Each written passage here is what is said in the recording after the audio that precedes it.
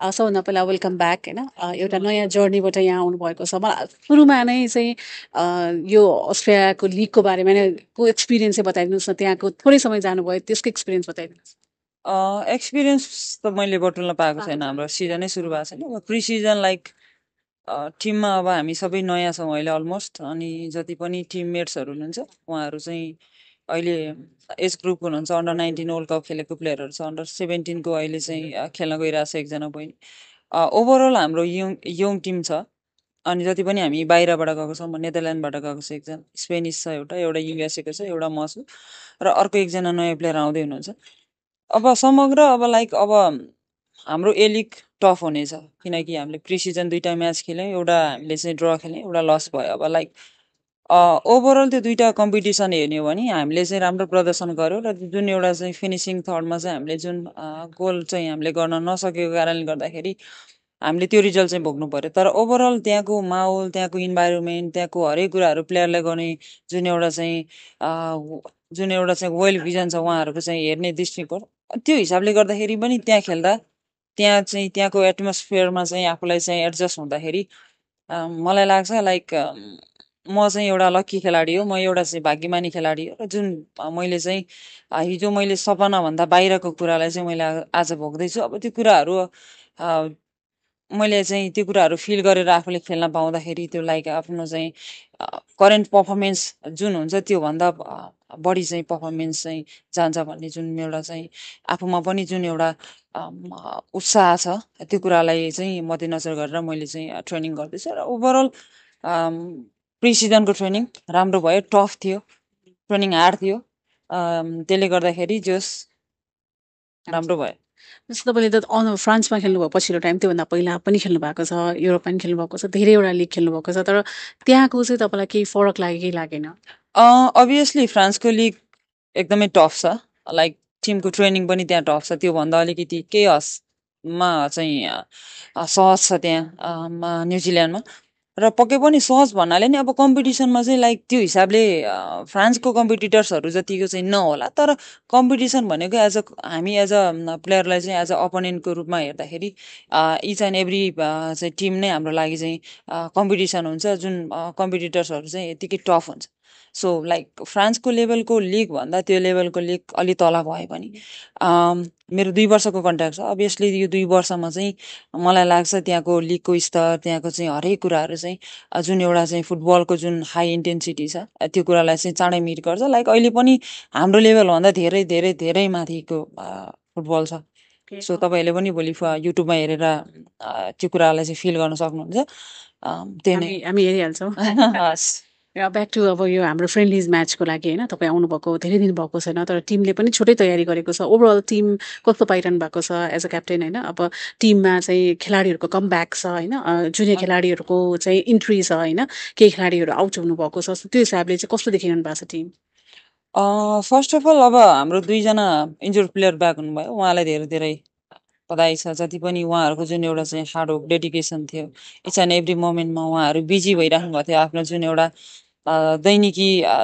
आफ्नो दैनिकी जुन एउटा चाहिँ दैनिकी भन्दा बाहिर रहेर चाहिँ उनीहरूले चाहिँ जुन एउटा हिसाबले मिहिनेत गरेर आएको छ त्यो कम ब्याक गर्यो त्यो स्टेजमा म पनि थिएँ हिजो किनकि मैले पनि त्यो कुरालाई फेस गरेर म आज यो ठाउँमा उभिएको छु पक्कै पनि त्यो कुराले गर्दाखेरि पनि मैले चाहिँ आफूले चाहिँ त्यो कुरामा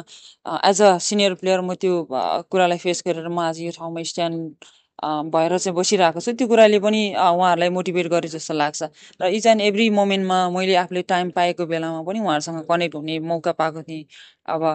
फोन कलमा हुन्छ कि मेसेजमा हुन्छ अब पोस्ट गर्नलाई चाहिँ मैले आफ्नो तर्फबाट पनि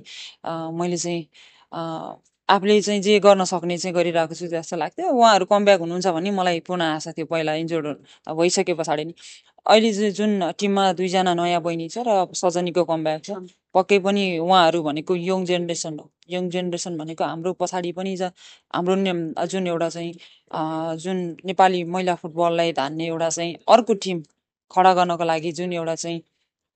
आधारहरू उहाँ 2जना आउनु भएको छ नयाँ बहिनीहरू उहाँहरूलाई बधाई छ र भोलि बधाई सँगसँगै उहाँहरूलाई च्यालेन्ज छ भोलिको दिनमा चाहिँ सिनियर प्लेयरहरूसँग खेलेर फेरि यही सिनियर प्लेयरको लेभलमा हुनको लागि एउटा राइट टाइममा पर्नु भएको छ र राइट टाइममा पर्दाखेरि एकदम डेडिकेट भएर हार्डवर्क गरेर चाहिँ खेल्ने एज अ प्रोफेसनल तरिकाले चाहिँ आफ्नो चाहिँ बिहेभियरहरू चेन्ज गर्यो भने लाइक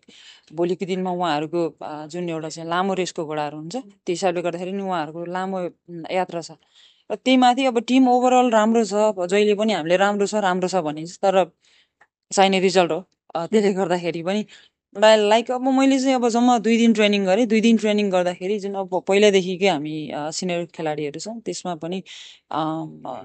हामी कहाँ के गर्ने कसरी खेल्ने सबैको एउटा चाहिँ स्ट्राटेजी थाहा छ त्यो हिसाबले गर्दाखेरि ट्रेनिङ गर्न सजिलो छ र खेल्न पनि सजिलो हुन्छ भन्ने चाहिँ आशा राखेको छु सो एसियन कपको छनौटमा गएको थियौँ त्यतिखेर चाहिँ हामी एकदमै फायरै थियौँ टिम एकदमै अलमोस्ट हामी छनौट पनि भइसकेका थियौँ होइन सो त्यो त्यो लय कायम राखेर चाहिँ यो पटक यो इरान र इन्डियालाई हामी बिट गर्न सक्ने क्षमता हाम्रो टिममा देख्नु भएको छ कि छैन अभियसली अब त्यति बेलाको टिममा जुन एउटा चाहिँ टिम स्पिरिट थियो जुन एउटा चाहिँ हामी एउटा नजिक पुगेर पनि हामी फेरि त्यो कुराबाट वञ्चित भयौँ र त्यो टिम ओभरअल त्यही टिम छ होइन अब हामीले खेल्ने भनेको लाइक हामीले भोलि वर्ल्ड कप खेल्नको लागि फाइट गर्ने कम्पिटिसन र जुनसुकै फ्रेन्डली म्याच खेल्नुको कम्पिटिसन भन्ने नै हाम्रो लागि उति नै इम्पोर्टेन्ट हुन्छ सो त्यसले गर्दाखेरि हिजो जुन हामीले Olympic qualifier round Asian qualifier राउन्डमा जुन हाम्रो चाहिँ टिम स्पिरिट थियो त्यही कुरालाई नै फलो गर्नेछौँ किनकि ओभरअल हामी त्यही टिम स्क्वाड छौँ होइन अब त्यो कम्पिटिसन र अहिलेको कम्पिटिसनमा केही हदसम्म चाहिँ तुलना गर्दाखेरि यो अलिकति त्योभन्दा अलिकति तुलनात्मक रूपमा सहज होला तर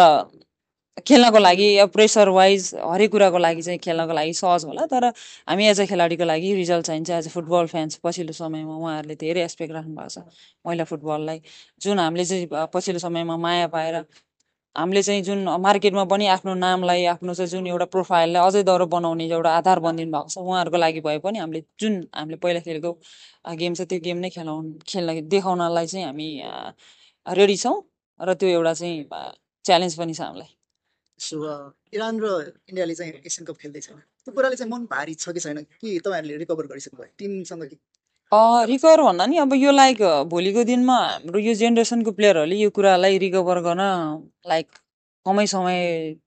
यसले चाहिँ पुग्दैन जस्तो लाग्छ किनकि अब हाम्रो यो प्राइम टाइममा हामीले यो ठुलो चान्सलाई गुमाएका छौँ अब त्यही माथि दुइटै टिमले चाहिँ एसियन गेम खेल्दैछ उहाँहरूलाई एकदमै बेनिफिट छ हामीसँग खेल्न पाउँदा किनकि हामी हिजो त्यो ढोकामा पुगेर फर्किएका छौँ र अब त्यो ढोकामा पुगिसकेको त्यो ढोका क्रस गरेर भित्र छिरिसकेको टिम छ उहाँहरूलाई एउटा बेनिफिट छ तर हामीमा ऱ्याङ्किङ वाइज हामी कहाँ छौँ र हामीभन्दा टफ टिम छ त्यसले गर्दाखेरि हाम्रो लेभल कहाँ छ र अझै पनि हामीले के सुधार गर्नुपर्छ भन्ने पक्षहरूलाई चाहिँ यो टुर्नामेन्टले चाहिँ दिन्छ जस्तो लाग्छ तपाईँ एज अ चाहिँ खेलाडी नै खेलिरहनु भएको थियो तर अहिले चाहिँ तपाईँसँग एउटा क्याप्टेनको जिम्मेवारी पनि छ होइन क्याप्टेनको जिम्मेवारीमा र एक्लै खेलाडी मात्र भएर खेल्दाखेरि चाहिँ फरक यहाँनिर पाउनु भएको छ कि छैन र पाउनुहुन्छ कि हुँदैन यो पटक पनि रेस्पोन्सिबिलिटीको हिसाबले अब हिजो जुन एउटा रेस्पोन्सिबिलिटी दिँदाखेरि जुन एउटा कन्ट्रोभर्सी थियो हरेक कुरा पछिबाट चाहिँ सोसियल मिडियामा जुन त्यो किसिमको न्युजहरू आउँदाखेरि म 1-2 महिना एकदमै डिस्टर्बेन्समा थिएँ त्यो सबै कुराहरू बिर्सेर मैले एज अ टिमलाई लिड गर्नै पर्छ मैले चाहिँ यो मैले पाएको चान्सलाई चाहिँ मैले क्याच गर्नुपर्छ चान्स भन्दा नि मैले यो आफूले डिजर्भ गरेको कुरा हो जस्तो लाग्छ मलाई र जति पनि हिजोको सिनियर दिदीहरू हुनुहुन्थ्यो क्याप्टेन भूतपूर्व जुन क्याप्टेनजी हुनुहुन्थ्यो एन्जिलाजी हामी सबै टिममा हामी जहिले पनि छलफल गर्छौँ म एज अ टिम क्याप्टेन भएर मैले मात्रै टिम लिड गर्नुपर्छ भन्ने होइन कि खेल्नको लागि as a player as a captain भन्दा नि अब नेसनको लागि खेल्ने हो हामी मैले हिजो अस्तिको दिनमा पनि मैले भन्दै आएको छु हामी तेइस नै क्याप्टेन हो त्यसले गर्दाखेरि हामी 3 करोड जनताबाट छानिएको हामी 23जना हो र त्यही 3 करोड जनताको लागि जुन आम फुटबल फ्यान्सले जुन एउटा सपना देख्नु भएको छ उहाँहरूको सपना साकार गर्नको लागि हामी फुटबल खेल्ने हो एज अ क्याप्टेन भन्दा नि एज अ हामी चाहिँ नेसनलाई के कन्ट्रिब्युट गरौँ भन्ने हिसाबले चाहिँ म खेल्नेछु तिहारको माहौल छ होइन तिहारमा अब रमझम रमाइलो सबै भइरहेछ तर तपाईँहरू चाहिँ नेसनको लागि खेल्न जाँदैन हुन्छ यो तिहारको माहौल बिच खेल्न जाँदाखेरिको भित्रको यो टिममेट्सहरूको रमाइलो के छ कसरी चाहिँ तपाईँहरूले चाहिँ सेलिब्रेट गर्नुहुन्छ अथवा यसलाई कसरी लिनुहुन्छ आज बेलुका अब गेम छ त्यो हेरिसके पछाडि के होला सायद अब हिजोको लक्ष्मी पूजाको दिन सबैजना बाहिर गएर आफ्नो फ्यामिलीसँग एकछिन रमाइलो गर्ने एउटा इन्भाइरोमेन्ट क्रिएट गरिदिनु भयो हेड कोचले र विगतको वर्षदेखि मैले फुटबल खेलेदेखि मैले चाडपर्व दसैँ तिहार मनाएको कमै होला नमनाएको धेरै छ त्यसले गर्दाखेरि म एज अ प्लेयर र अरू प्लेयरहरूमा पनि त्यो खालको जुन रौनकता छ त्यो चाहिँ मैले पाउँदिनँ किनकि हामी जुन एउटा चाहिँ टार्गेटमा हिँडिरहेको छ जुन एउटा चाहिँ हाम्रो एउटा भिजन छ त्यो भिजनमा हिँडिसके पछाडि सबै कुराहरू अभियसली हामी एज अ प्लेयर हामी ह्युमन बिङ्स अब हामीलाई फ्यामिलीलाई टाइम दिउँ फ्यामिलीसँग चाहिँ एट्याच भएर बसौँ भन्ने जुन एउटा चाहिँ त्यो एउटा हामीसँग त्यो समय दिन पाऊँ भन्ने एउटा चाहिँ इच्छा हुँदा हुँदा पनि हामी यो फिल्ड रोजिसके पछाडि हामी यहीँ एज अ फ्यामिली भएर चाहिँ सेलिब्रेट गर्छौँ होला बेलुका होपफुल्ली नत्र